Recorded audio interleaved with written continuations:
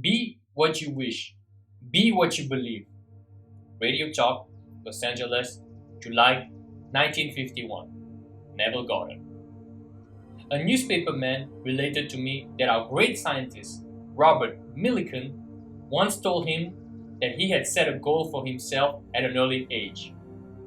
When he was still very poor and unproven in the great work he was to do in the future. He condensed his dream of greatness and security into a simple statement, which statement implied that his dream of greatness and security was already realized. Then he repeated the statement over and over again to himself until the idea of greatness and security filled his mind and crowded all other ideas out of his consciousness. These may not have been the words of Dr. Millikan, but they are those given to me, and I quote, "I have a lavish, steady, dependable income, consistent with integrity and mutual benefit." As I've said repeatedly, everything depends upon our attitude towards ourselves. That which we will not affirm as true of ourselves cannot develop in our life. Dr. Millikan wrote his dream of greatness and security in the first person, present tense. He did not say, "I'll be great, I'll be secure," for that would have implied that he was not great and secure. Instead, he made his future dream a present fact. "I have," said he, "a lavish, steady, dependable income, consistent with integrity and mutual benefit." The future dream must become a present fact in the mind of him who seeks to realize it. We must experience in imagination what we would experience in reality in the event we achieved our goal. For the soul imagining itself into a situation takes on the results of that imaginary act. If it does not imagine itself into a situation, it is ever free of the result.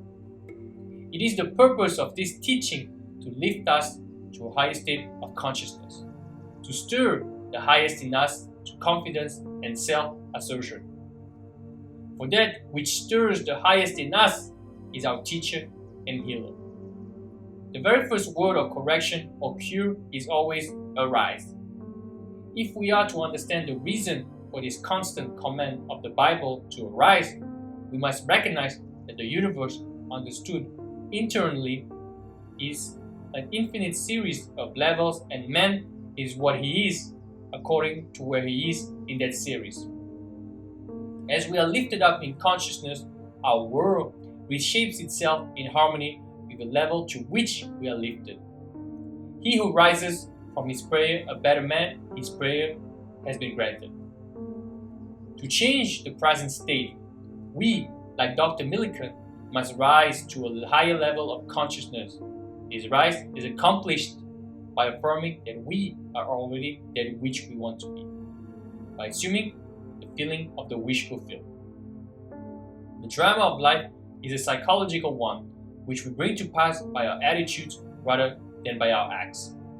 There is no escape from our present predicament except by a radical psychological transformation. Everything depends upon our attitude towards ourselves. That which we will not affirm as true of ourselves will not develop in our lives. We hear much of the humble man, the meek man, but what is meant by a meek man? He is not poor and groveling, the proverbial doormat, as he is generally conceived to be. Men who make themselves as worms in their own sight have lost the vision of that life. Into the likeness which is the true purpose of the Spirit to transform this life. Men should take their measurements not from life as they see it, but from men like Dr. Millikan, who, while poor and unproven, dared to assume, "I have a lavish, steady, dependable income, consistent with integrity and mutual benefit." Such men are the meek of the Gospels, the men who inherit the earth. Any concept of self less than the best robs us of the earth. The promise is, "Blessed are the meek, for they shall inherit the earth." In the original text, the word translated as meek is the opposite of the words resentful, angry. It has the meaning of becoming tamed, as a wild animal is tamed. After the mind is tamed, it may be likened to a vine, of which it may be said, "Behold this vine, I found it as a wild tree whose wanton strength had swollen into irregular twigs, but I pruned the plant, and it grew temperate in its vain expanse of useless leaves, and nodded, as you see, into this clean, full clusters, to repay the hand that wisely wounded it." A meek man is a self-disciplined man. He is also disciplined. He sees only the finest. He thinks only the best. He is the one who fulfills the suggestion. Brethren, whatsoever things are true, whatsoever things are honest, whatsoever things are just, whatsoever things are pure, whatsoever things are lovely, whatsoever things are of good report, if there be any virtue, and if there be any praise, think on these things. We rise to a higher level of consciousness, not because we have curbed our passions, but because we have cultivated our virtues. In truth, a meek man is a man in complete control of his moods, and his moods are the highest, for he knows he must keep a high mood if he would walk with the highest. It is my belief that all men can, like Dr. Millikan, change the course of their lives. I believe that Dr. Millikan's technique of making his desire a present fact to himself is of great importance to any seeker after the truth. It is also his high purpose to be of mutual benefit that is inevitably the goal of us all. It is much easier to imagine the good of all than to be purely selfish in our imagining. By our imagination, by affirmations, we can change our world. We can change our future. To the man of high purpose, to be the disciplined man, this is a natural measure. So let us all become disciplined men. Next Sunday morning, July 15, I am speaking as the guest of Dr. Bills at 10:30 at the Fox Wilshire Theater on Wilshire Boulevard near La Cienega. My subject for this next Sunday is changing your future. It is a subject new to the hearts of us all. I hope you will all come on Sunday to learn how to be the disciplined man, the meek man, who changes his future to the benefit of his fellow man. If you're observant, you will notice the shift, echo of response to your every mood in this message, and you'll be able to key it to the circumstances of your daily life. When we are certain of the relationship of mood to circumstance in our lives, we welcome what befalls us. We know that all we need is part of ourselves. In the creation of a new life, we must, at the beginning, with a change of mood. Every high mood of man is the opening of the door to a higher level for him. Let us mold our lives about a high mood or a community of high moods. Individuals as well as communities grow spiritually in proportion as they rise to a higher ideal. If the ideal is lowered, they sink to its depths. If the ideal is exalted, they are elevated to heights unimagined. We must keep the high mood if we would walk with the highest. The heights also were meant for habitation. All forms of the creative imagination imply elements of feeling. Feeling is the ferment without which no creation is possible.